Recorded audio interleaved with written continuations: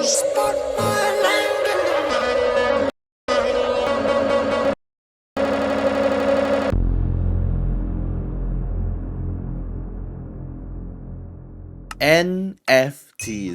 If I were to tell you in 2020 that these three letters would define the next year and a half of the internet, you'd call me fucking crazy. Like, we all experienced a real-world pandemic the year before, and you're telling me that an internet pandemic would ensue right after? Well... 6 months I've been working on my own NFT project. I believe is going to change the game. It's a really fun game that makes you money. NFTs, or non-fungible tokens, aren't just those weird-ass PNGs, by the way. They could be music, videos, in-game items, more land in the metaverse, but the difference is that they're powered by the blockchain to basically convince people that right-clicking their image is worthless because it's their NFT. Even if it's really funny to, anyway. I mean, in retrospect, it ain't that bad of an idea because plagiarism on the internet is as common as seeing racism on Instagram. And it does give another avenue to making money on the internet for crypto bros. But let's be for real, the NFT bubble was going to burst one day because you cannot convince me that this freaking monkey is worth $1.9 million. So it quickly didn't. Never forget that just 3 years ago, people were justifying paying $20,000 for a JPEG of an ape. You're just upset you can't afford one. No need, I just got this one for free!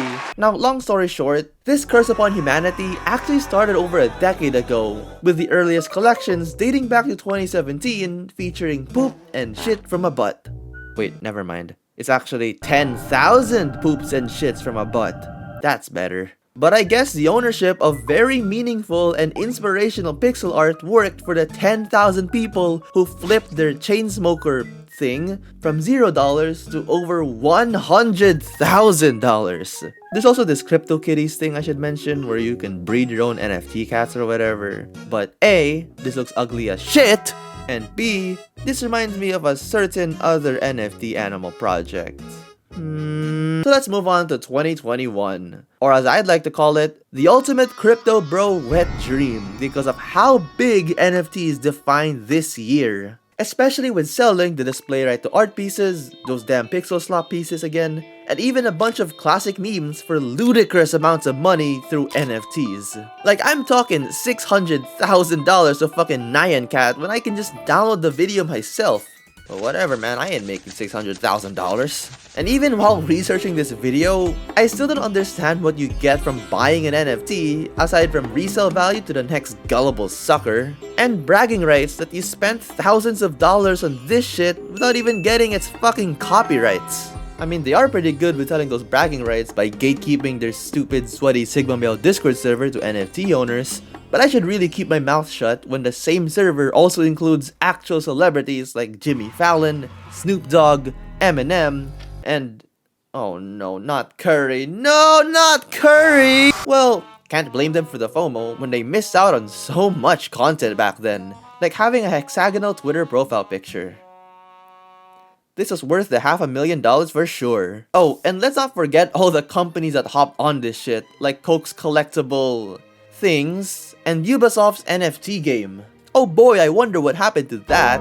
Of course, the absolutely insane hype these PNGs got wouldn't last too long because, first of all, it should be pretty obvious to everyone but crypto bros that no one gives a shit if the blockchain says you're the owner. I can still right-click, screenshot, flashcam, and Windows Shift S that shit, and there'd be no difference in quality. Like, guys, this ain't some 300-year-old painting by Francisco Goya. This is a fucking rock for $600,000 that is literally just recolored goddamn clip art!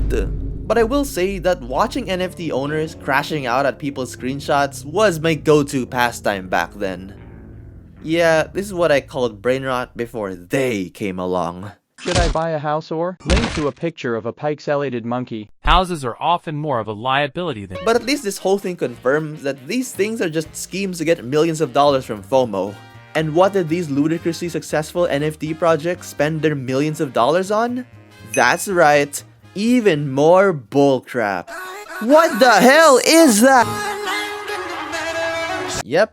It's been 3 years, but we're back to Crypto Luigi of Atlas Earth. Now, while this app isn't too related to NFTs, I couldn't resist myself from talking about it again since it shares pretty similar patterns, like buying virtual land with real currency, or watching 28 ads, and waiting for the economic state of the world to devolve just enough for you to profit big time. The only difference between this and actual NFTs is instead of being laughably expensive, the land you buy is laughably tiny in comparison, which I guess is more realistic, but unfortunately it isn't about to go nuts. But at least their other songs a banger.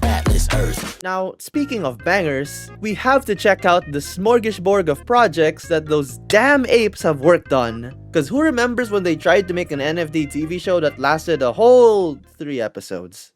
Yeah, aside from the show somehow looking even uglier than the NFTs themselves, the plot exists, and I totally didn't have to search it up to understand what the fuck is going on here. So there's this family that stole $1 billion NFT, and they have to go to Mars to escape crime.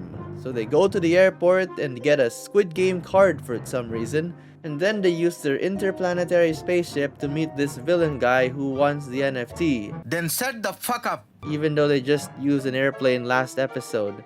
And I guess the villain has Saber Spark in it because he's a hater. Then they go to a school and Trump is there, and the monkey dudes get crushed by a baby Elon Musk who gives him drugs that make him hallucinate about baby Elon Musk's war with the other baby billionaires. I don't know anymore. Did they make this entire show while on some dud pack or something?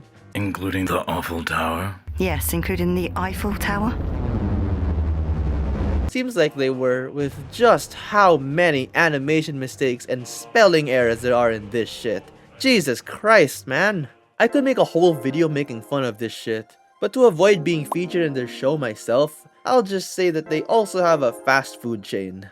Yeah, I guess this digital slop was big enough to support a business serving real life slop. And I'm not proud as a Filipino to say that I ate their burgers twice. Once for an old video I recorded with a friend, and twice for when I was eating dinner with Chai and a couple other friends in SM Ora's food court.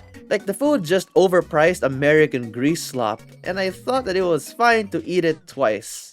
Yeah, please don't judge me for my poor choices. This is a video about NFTs, guys. Y'all got some bigger fish to catch here. Especially when I can't make a video on these damn PNGs without talking about the endless number of scams that have been done. Like, holy crap. Now, I'm pretty sure that there's enough NFT crypto scams out there to feed a whole family, so I'll just go with some of my favorites. Starting with Pixelmon, which claimed to be the highest quality NFT game ever seen, and ended up with people buying a literal nothing burger of an NFT, and having this zombie Pixelmon named Kevin.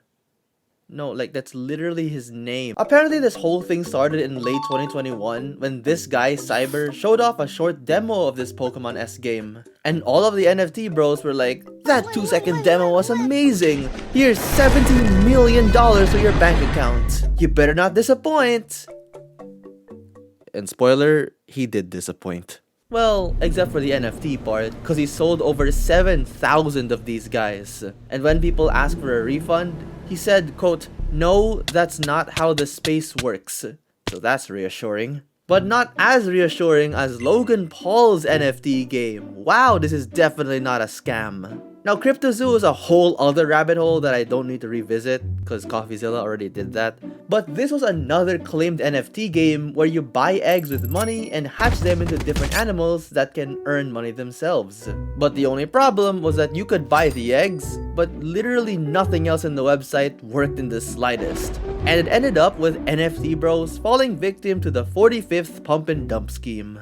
There might be that one person who's like, oh, this might have been a misunderstanding. Of course Logan Paul, the epitome of YouTube morality, would refund everyone he unintentionally scammed, right? Well, tell that to the lawsuits he got because of this. And the fact that he tried to sue CoffeeZilla for this too? Classic. And as always, I had to save the best for last because do you guys remember when these NFT bros tried to fund a private island in Fiji just for them and their sweaty asses? Because not only did Fiji not approve any of this, but their promotion video is... yeah, there's a lot to unpack here. But could this be greater than the absolute classic Red Ape family? Well... Maybe. And yes, they did make their own Cryptoland NFT for this, cause why not add to their already destroyed reputation by adding another layer of scam on top of them selling the island as quote virtual land NFTs. Like, hop off my Gold Atlas Earth, guys. Y'all got nothing on Crypto Luigi, you hear me? God damn it, man. It's kind of crazy to me how I witnessed this entire NFT craze myself, because in the past year, I've been thinking of them as ancient relics of the past, when they've only existed for a handful of years at this point. Now, while NFTs are still stupidly expensive to this day, the good news is that they're nowhere near as big as they were in 2021 to 22. But the bad news is that the plague of NFTs was just a prelude to what would happen with AI. Because holy fucking shit. Listen up, soldier. You're going to Memphis. Recon confirms Osama bin Laden has occupied the Bass Pro Pyramid and converted it into a full-spectrum propaganda tower. He's flooding the airwaves with concentrated NPC slop, sexually exploitative cognitive intrusion, cancer burgers, all of it. Calibrated to keep the masses. Your objective, breach the site, terminate the broadcast, and prevent the psychological collapse of the homeland.